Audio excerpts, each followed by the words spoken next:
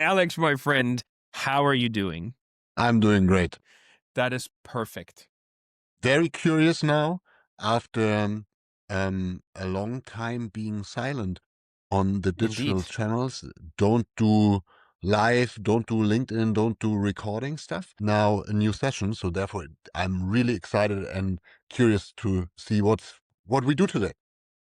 100%. I think we have a super interesting topic. You are correct that we've been silent, I guess, but it must be 2 weeks. Well, I kept posting, but we didn't do our 15-minute madness sessions. And we took the feedback we got from friends and colleagues out of the space. We took that serious and now wanted to really start over, highlighting the topics and then, making sure that while keeping it mad, we still have a bit more structure to it than sort of before and do a much longer session to get much more content across. This is true. Thank you so much to our community. Yeah. There was so many great feedback to say, well, please have an agenda and give us a bit of time to prep because there are so many things. We would love to have some content that you presented to have it available and look at it again. This is what we're trying to accomplish. And definitely not only the two of us, that's also cool. So there's Nope. not only great opinion and the knowledge, I'd say, that we can bring to the table, but there's also a lot of guys in the industry that we know, work with, and those are the guys that we want to definitely bring to our sessions that the community can benefit from this as well. So this is then at least our intention, the first series of many of our podcasts, videocasts, whatever you want to say. Exactly. And in the future, it's going to be on Spotify, YouTube. We're going to put it on LinkedIn. So, all the major channels. But Alex, I think let's dive right into the topic because I think it's a super interesting one and interesting enough, quite fitting to the last couple of days because Chief MarTech and MarTech Tribe, so Scott and Franz, released the MarTech 2026 report. And, everybody read it, and I've seen a lot of great posts and a lot of great work that was put into this. And then, of course, one of the things, and let me share my screen here real quick, was, the 3 domains of AI agents in marketing. And our topic was AI agents, or our topic is AI agents everywhere, intelligence nowhere. And the first time I saw it, and to put it super blunt out there, like my first thoughts were like, Lord Almighty, we're gonna do the same mistakes that we've did with, CDP 10 years ago. How is this helping? And especially with like AI and agents and agentic and all these crazy buzzwords. Again, this is outstanding work, right? Don't get me wrong, but I feel like, why is Gmail agentic email? I don't understand. Maybe I'm lost. Like maybe I'm doing something wrong, but it's like I looked at it and I was like, and who's going to govern all of this too, right? It's like, it's going to be interesting. What is your take on this? Well, it is indeed a great job those guys are doing and a lot of work put into this slide. Let's see it very similar. It is a tendency you see that everyone is moving into the age of AI and agents. Well, this is now the lovely marketing buzzword bingo we're going after that's been around in the industry for a decade or longer. Back in the days, it was everyone has personalization, then everyone has whatsoever, everyone has data, everyone's a CDP and those kind of things to say. Now everyone's an AI agent. I'm not happy with that. If we stress those, what is truly an agent, what is truly just a bit of an extension of a very focused element, then I'd reduce that slide with a bunch of logos. But that, even if you position it there, you see one big challenge. If a lot of those AI agents just do their job in a limited environment, as that's shown on the slide, Yeah. there's a true challenge because And, there's no interconnected element which takes care and of what is important most, the customer. yeah. And I think that is spot on. And that's exactly what's sort of missing.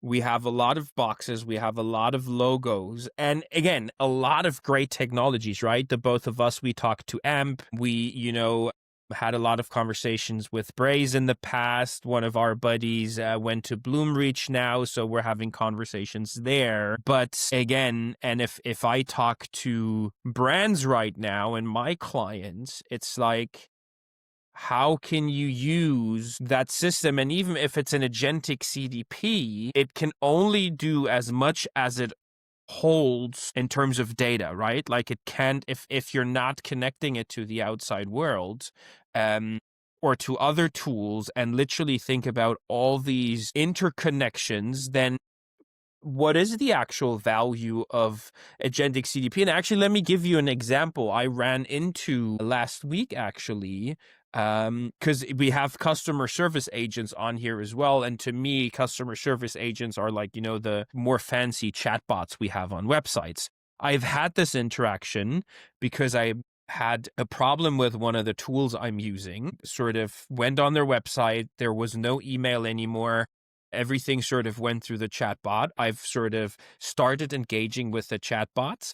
I've asked my first question or stated the problem. I think the initial response was great. It really sounded like sort of a good AI that is responding and, making me feel good in terms of like, okay, you have a problem. I'm here to help. After the third message, though, it basically said, well, we have too many requests right now. I'm going to put you in a queue, and if you want to start a new chat, just sort of press or click the arrow back button. And I'm like, okay, fair enough. But there was no engagement in terms of like what position I'm in the queue. There was no additional feedback that I was put in a queue. 20 minutes later, somebody reached out and said, oh, we'll transfer your ticket now to email because we have just too much people using the chat right now. And then I'm like, okay, what's the point, right? And then you would assume that now this is good. This is super relevant feedback, right? Doesn't matter if you're a SaaS business or in a direct to consumer, a brand, you need to take this sentiment of me being, because I've asked, am I in the queue? Am I still in the queue? What's going on? So meaning my sentiment right now is not on the safe side. No other communication so far has happened outside of me rating the email support. But then I'm a bit like, okay, if everything is AI and we have all these great tools and everybody is using AI and we have assistants and adaptive websites and agentic CMS, I'm not seeing it. Are you seeing it? I'm not sure. Maybe I'm not. Yeah, I just I'd don't. say the chatbot, by the way, that's from my perspective, the easy task that it's there to say you have it implemented in the website and at least a high level content repository, which is available to then make a decision whether to route to an agent or not. So usually those are the ones that don't break too many silos, whether it's data or organizational silos in the industry, to say, we have now a chatbot.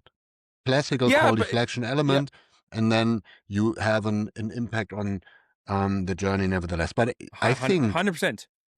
if we talk about this, going back to the slides and say AI agent, I don't know what that is. And then the others come, they have an agentic platform. It's like, okay, what is what and when do we use what? So, and then structuring it a little bit, I think this is then a very nerdy perspective. I'm getting it, but I think it's necessary to talk through that and truly understand what those capabilities are about and what do we need in a MarTech environment to use those tools, and what then having an agent running around alone doing something which is completed a task within the given set. So this is a Yeah. bit to first of all start and run through the definitions that we're all on the same page. No, 100%. And I think, again, going back to are we doing the same mistake we've done sort of 10 years ago? And I think it's so crucial to understand these definitions, because what happened to CDP, right? You've had a couple of vendors, and I would say Telium was definitely one of the first to be sort of a CDP, to do what a CDP was supposed to be doing. And then what that we've noticed, I think, when we started out was suddenly everybody was a CDP, right? And now everybody has AI, everybody has like an agent. It's sort of the same problem, right? Because if we start calling and just putting all of this under the same roof again, I think it gets very confusing, especially if we don't know what actually that means. And to me, and I've Googled this, so this is sort of from the internet and from other definitely smarter people than me, I guess, to define some of these was, okay, an AI agent is goal-driven system that plans, chooses tools, and acts iteratively to complete a task. Now, for me, I think you could say, okay, if you have an agent within one SaaS, okay, fine. I guess it could do that to say, let's stick with the CDP example, analyze my audience, recommend me a better audience, and then set up the audience if we're sort of doing it like that. It says chooses tools. So we're already Right. talking more than one tool. So how are we making sure that there is a connection between, CDP, Braze, CMS, on-site personalization, Gmail, CRM, etc., if an agent is supposed to choose between tools and not just work in that one silo? Because if we do that, then my question again is, there is no intelligence. You're running an agent in a silo, in a siloed team. What have we won? My personal opinion is not so much, outside of that tool being a bit smarter. But from an organizational perspective, I don't know. Well, it's the tool. I'm totally with you. We could argue and say there might be anomalies in the data that get surfaced already and extend the automation to a scale that you don't need to look at things, and an automated helper surfaces something which might be obvious, but helpful for a specific campaign, a specific approach, something like this. What is then tailored to that tool? I'm with you, but from the pure definition, there are not so many agent tools around who then connect to another one, pull the data, consolidate it, streamline it, put it together, and then do those task completion elements. I think most of them just have like AI automation or AI sort of Yeah, point right. 3 on our slide, right? An AI workflow or an AI automation, but not so much in real agent, and also not agentic AI per se, I would assume, right? It's more like agentic AI setup where models can plan, act, and adapt, not just answer question across multiple tools, again with an S. The AI workflow then being a traditional workflow with LLM steps added for classification, summarization, and generation. I think that's very much in a lot of these tools, right? I look at Gmail. We have Gemini in Gmail. I've literally, before we jumped on this call, asked Gemini within Gmail what it could do. It actually didn't give me any answers. But from that perspective, I haven't seen it go beyond making my Gmail smarter. And then again, there are no tools connected. But again, it just might be user error on my end. If I use then N to start connecting all of these together, I think then it becomes, again, a different story. But again, I don't see that. If I sort of see that slide from before, I, at least from a consumer perspective, would assume if we have an agentic system or an agentic CDP, I can connect it everywhere, regardless. Right? So yeah, I put agentic browser on this as well because I thought that was interesting, and I think some of these browsers definitely, what was ChatGPT's or OpenAI's browser is what are they calling it? Not something with A, not Anton. I wanted to say Anton. I don't know. I'm I can't in our remember. previous company, for whatever reason, I was told to use Perplexity. And since then, I've been using it, and therefore I have Comet browser installed. Yeah, okay. It's something similar. I think it starts with an A, but it doesn't really matter. I totally forgot. And then agentic marketing, I thought that was also an interesting and a quite interesting segue maybe to sort of the potential next slide that we can pull up is using autonomous AI agents to plan, execute, and optimize marketing activities end-to-end within guardrails, not just using AI to write copy or triggered fixed automations. But then again, every vendor has its, they're all there for a reason. But again, I'm worried that we're calling these things in this way already without it truly being sort of agentic. And I think AMP says, right, they're doing agentic. But even from that True. perspective, is that true agentic? Is that, or can Yes, true yes. agent, It's you think? mixing content with bunch of data. So I tend to say those platforms that are truly built around this, it's a yes. And be honest. So there's a tiny balance. There's a balance between overstressing those definitions and having this landscape of vendors. Though the only thing we're saying in conclusion is that be a little bit careful. Can't be you could say those buzzword bingo slides and putting the words in. We're just stressing the words, and it's the direction is pretty clear. So it's coming. Oh, Agents 100%. connecting and triggering or even creating agents on the fly to do something. It is the future. No. Make It no is the mistake. future, but let me ask you this, because this is what we put in the description of today as well, and we want it to be provocative, right? I invite everybody to jump on a call with me and challenge the shit out of what I'm saying every day, because again, this is, I think, the only way to learn, and sort of talk about new ideas, but we're putting these stamps on everything now, and you've recently told me about lighthouse projects and basically, agencies selling lighthouse projects with like, oh, we're agents. What did you call it? Agents as a service, Yeah, yeah. fully knowing they're not really going to work, to then just sell you the hours to sort of fix it every time because it's doing one thing, right? And to me, also, Lighthouse is going to sit there. Oh, yeah, we can now translate our email copy to 20 languages. Great. Okay. I don't know. It's a great first step. Again, don't get me wrong, but that has nothing to do with agents, right? That is. It is. I need to overstress that. This, you know, I told you the story, I don't know, hundreds of times.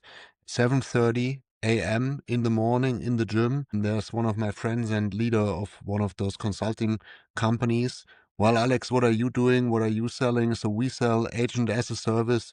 It's everyone in the industry wants it. Well, just a buzzword, and we sell it and know that we need to do the groundwork because it has not been done, but give them what they want. So they want to be the CMO wants to be at the golf court and tell the other guys, well, we're doing this already. So if that is the way we help prospects and customers moving into the age of AI, Well, then we're then screwed already. 100%. I think we should be honest and say, guys, we've been telling for a decade or longer.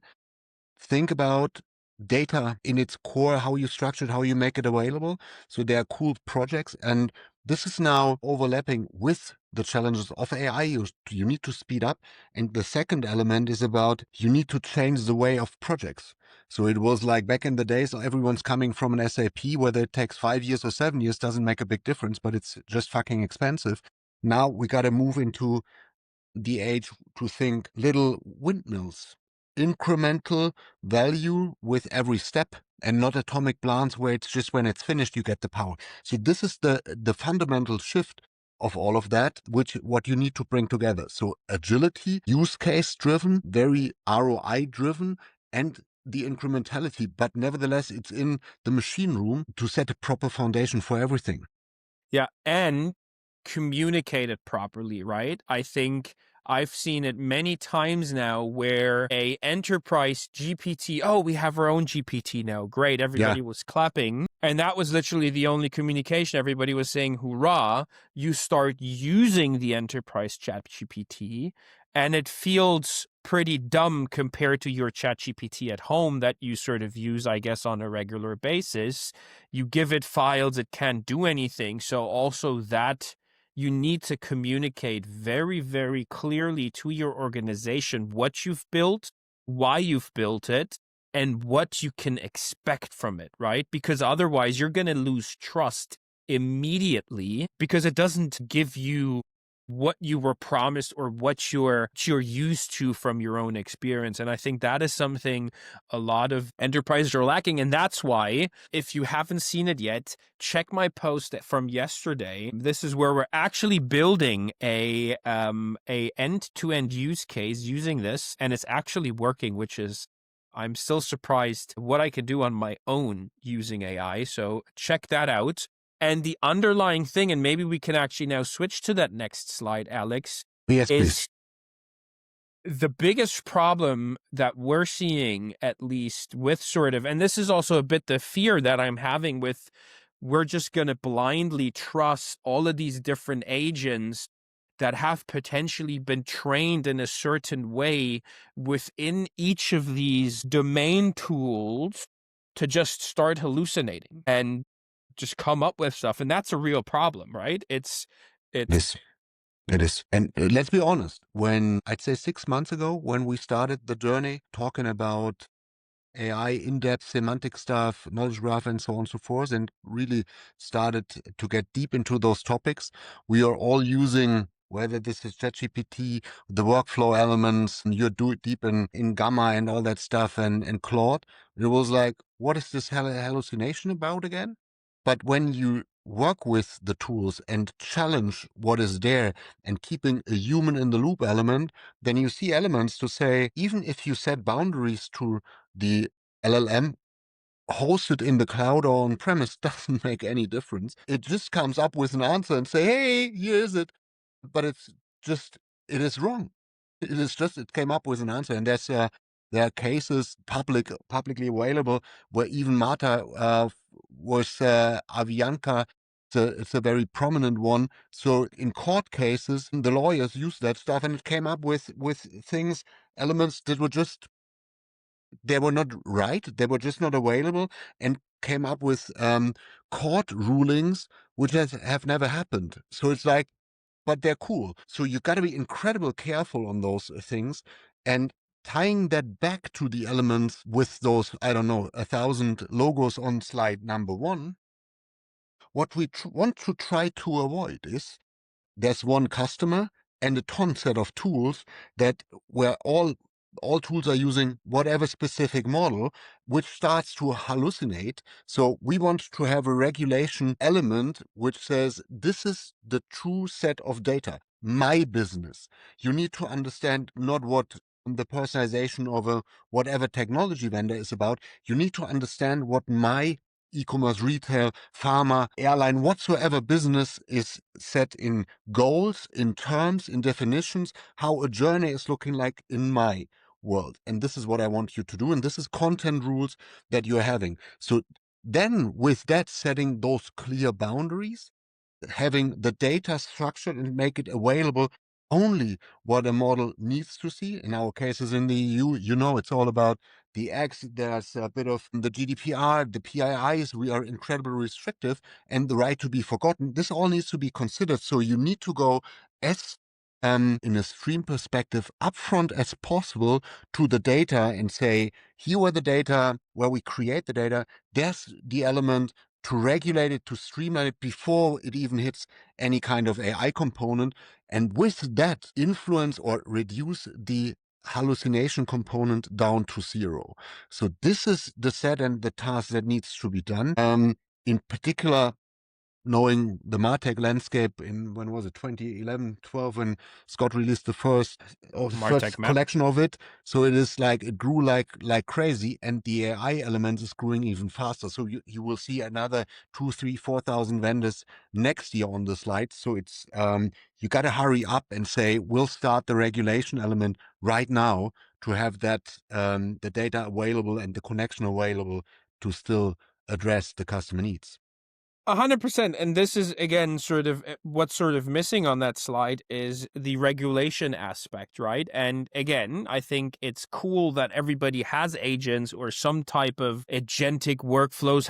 Doesn't really matter how you want to call it. We want to make marketeers smarter. We want to make the organization smarter with that. But be aware that, as you said it, all of these things potentially use different models in the background, maybe big ones, maybe smaller ones. they might actually come up with stuff because they don't have the full context. And then if they've been trained to on a certain type of context, then that's sort of the outcome that you're going to get by using them. And if you then have that multiplier effect, now 10 different tools will be trained in 10 different ways. You're going to get 10 different answers for maybe the same problem that you're going to solve, wanting to solve in all of these different tools. And you already said it, that brain, and we sort of have that brain in the middle here, is sort of the whole intelligent architecture with, and for me, the most important word on this slide when we think about intelligent architecture is a company brain that is able to govern all AI downstream. And this is where I think every agent, every AI, where no matter where it is, needs to dock onto that brain in order to get that context, the semantics in there in order not to hallucinate on whatever answer it wants to give you. And to me, because there was a post just recently to say, if you want to do AI, it starts with data plumbing. To me, it's not even data plumbing anymore. The semantics of your data, the description of what conversion rate means to you, what PII means to you, what, all of these things mean to you in the organization and how you've defined it from an organization is much more crucial than making sure data flows from A to B. While that is still important, don't get me wrong, shit in, shit out. That concept was right with CDP, and that concept is right, even more correct with AI. But if you... It's right forever, my friend. It's right for everything. Exactly. Shit in, shit out. But again, if you then even sort of have clean data and now you let the AI try to figure out what your data means across 10 different tools, again, we're going to have the same problem. We're going to get 10 different answers. So make sure that semantics are in place. Finally, one comment on that one. This slide, we built this in May and presented it at the OMR. This was one of the things where we said, because we're deep in this industry, we feel that there's something going on that needs to have a bit of a change and a shift. And there's a reason why this CDP.0 is named there. So that's one of those capsules where you have the real-time data already pre-aggregated and set in context of an individual. That's one thing. But of course, there's the big elements, you would say, the connections to the warehouses, the lake house architecture, whatever might be there. Of course, that's kind of synced, maybe copied, whatsoever the right approach is. But there's one thing that needs to regulate all of that, and I think I named it Mission Control Center.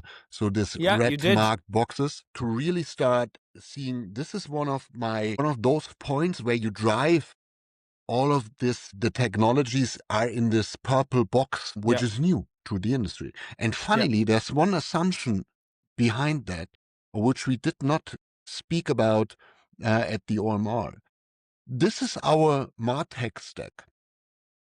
So now the AI elements, if you go further and say, what kind of product do I want to promote? Maybe that's connected to a supply chain element, which is not necessarily available here. This could be a different thing. Or I want to drive something from ERP, margin, it doesn't matter. So that's then a different element connected to some kind of an external element from the pure MarTech element, MarTech space, which is here. Of course, you see the big enterprise guys, they're doing initiatives around knowledge graph semantic layer as well for the entire organization. So our core assumption was like, wait, guys, let's do it for the domain. Luckily, we're right. So the latest publications from guys like Dave McComb or some other really into the semantic and this industry for ages. So there's kind of a tendency to say, put it for the domain, connect it to those enterprises. And again, we touched on this, to remain agile. But still, we want to go upstream. We want to now teach a marketer to speak graph and semantics. We're not even there with the data completely now. It's a new language that we need to learn, unfortunately. But it's funny that we picked that up and moved in the right direction. Now we would go even a bit further fast forward. I think the next slide is covering that.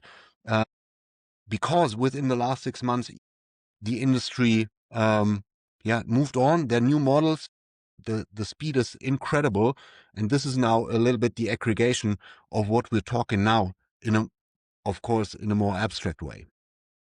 No, and it is that sort of initial work that you have to do to say, if we want to buy into SaaS with AI, which totally makes sense, and I fully agree, there is that missing element that you need to figure out how to get your domain knowledge, your enterprise corpus, how sort of place in order to safely govern that. And the cool thing is, and I've been going very, very deep in this topic over the last couple of weeks. It sounds very hard, but honestly, it's actually very easy. Again, with the use case I'm building right now, personalization canvas, Flurry, Telium, making sure data from BigQuery lands in your knowledge graph. You have the semantics on top of that. All the Telium sort of attributes, visit attributes, etc., have a semantic layer also put in the knowledge graph. It's not that much of a heavy lift that I think a lot of enterprise would think if they see the slide to say, oh my God, we need an armada of people. It's going to take forever. It's going to be the next big project. We don't have time. We don't want to invest the money. While we have most of our data in our customer or in our cloud data warehouse, there's so much data still dispersed. How could we ever achieve that? And I think this is actually, if I think about it now, a very cool segue to the next podcast we're actually going to do, where I feel like we've been lied to in terms of we need all of our data in a central place. And again, trying to be a bit provocative here, because if you build your knowledge graph, that statement is potentially not even true anymore. You don't have to merge everything into that golden record and have all your data in your cloud data warehouse in order for your organization to strive with, an enterprise corpus to succeed for Gen AI use cases and all these agents and agentic flows whatsoever. That's a provocative thing. You're now blaming the guys who got a ton of money from the CEO. It's been 8 years, right? It's been 8 years we've been in this space. That was the thing. Put everything in your cloud data warehouse. We got to be fair. So the data space itself, I'd say it's the Snowflake, Databricks, BigQuery, AWS fellows who are doing this heavy lifting. We were in this tiny tile of focusing around the consumer and getting this data right, which is a lot of things. And don't get me wrong, don't underestimate the complexity on this one. But the other thing is then addressing the entire enterprise, and there's a little bit of more budget and complexity even there. That's always true, but you got to spark people's ears. You know what I mean? 100%. But I think you're right. Maybe.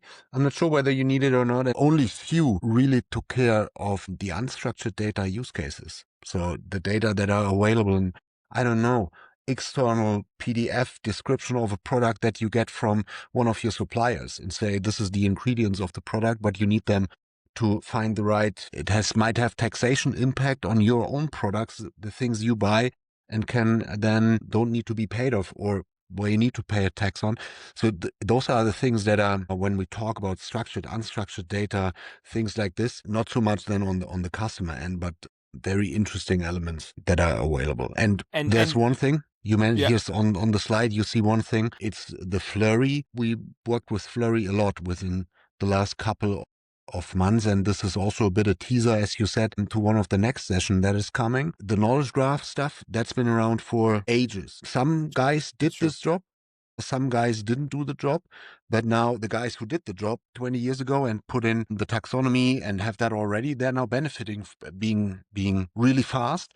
The other ones that need to pick up, they can pick up fast because you use AI. But I'll ask those Flurry guys, is it just the knowledge graph, or is there more? Is there maybe the connection, like we said, to a data capsule, which makes it available for real-time purposes? So I don't want to step away from the real-time entirely. And for that, I need to have something which is more than talk to your data elements, like a ChatGPT thing hosted on your own premises.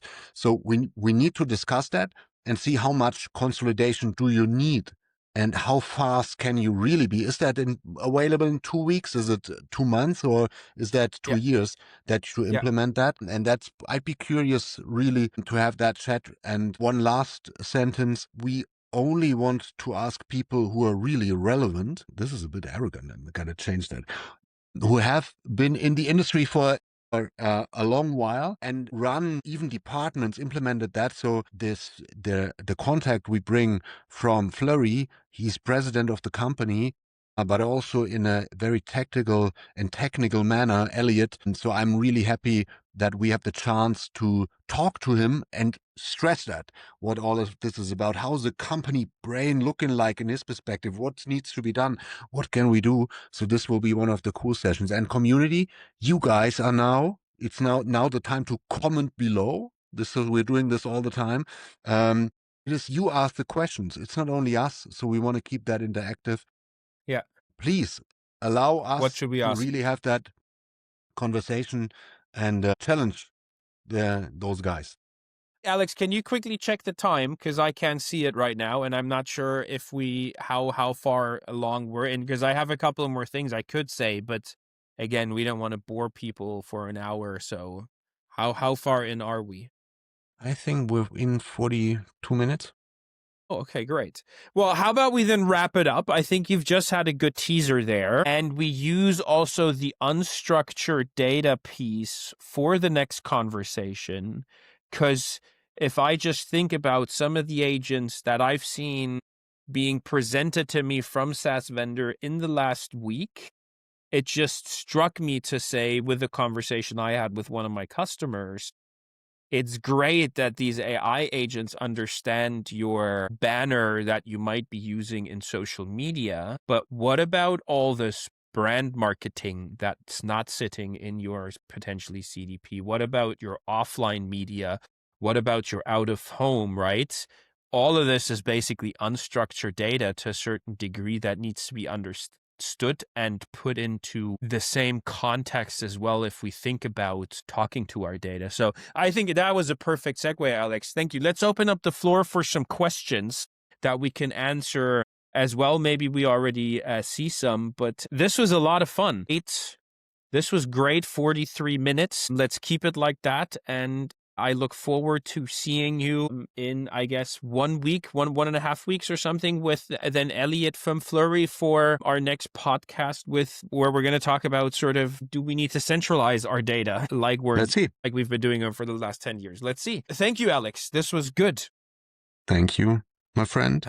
And I'm also looking forward to a lot of conversations, hopefully a lot of interaction with the audience. And yes. Maybe ask away. Thank you. Let's see. Cheers. Cheers. Bye-bye.